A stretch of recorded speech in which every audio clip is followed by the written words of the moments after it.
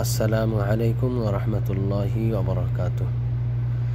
আজকে আপনাদেরকে এমন একটা বিষয় শেয়ার করতে চাচ্ছি, সেটা হচ্ছে দুনিয়ার মধ্যে আমরা সবাই চাই আমরা সম্মানিত হব, সম্মান অর্জন করতে চাই। তো সম্মান অর্জন করার জন্য কি করতে হবে আমরা হাদিস শরীফ থেকে এটা শিখব। এটা হচ্ছে কিতাবটার নাম হচ্ছে রিয়াজুস সালিহিন।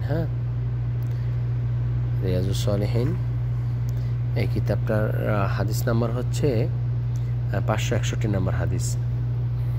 দেখুন, এখানে আল্লাহ রসুল সাল্লাল্লাহু আলাইহি সাল্লাম বলে দিয়েছেন যে সম্মানিত কিভাবে হওয়া যায়।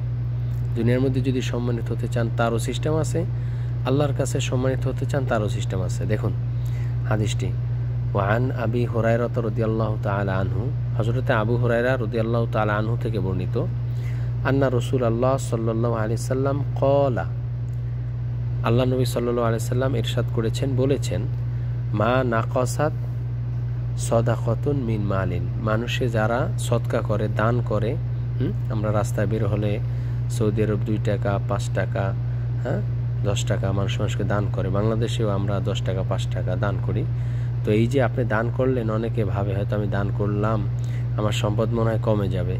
আল্লাহ রসুল বলেন, মা নাকাসাত সদাকাতুন মিন মালিন, মা নাকাসাত সদাকাতুন, সৎকার দ্বারা কমে না, মিন মালিন, সম্পদ।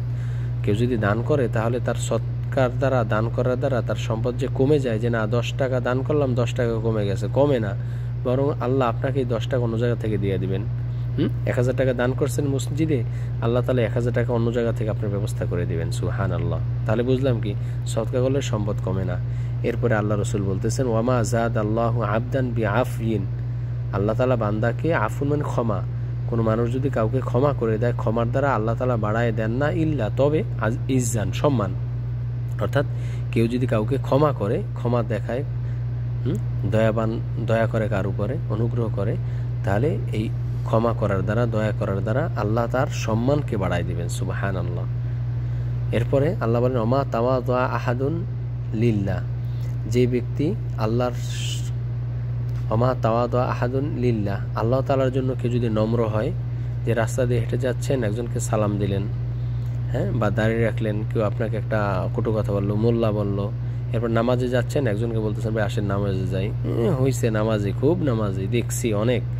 তো এইভাবে আপনি আল্লাহর জন্য আপনি নিজেকে ছোট করলেন।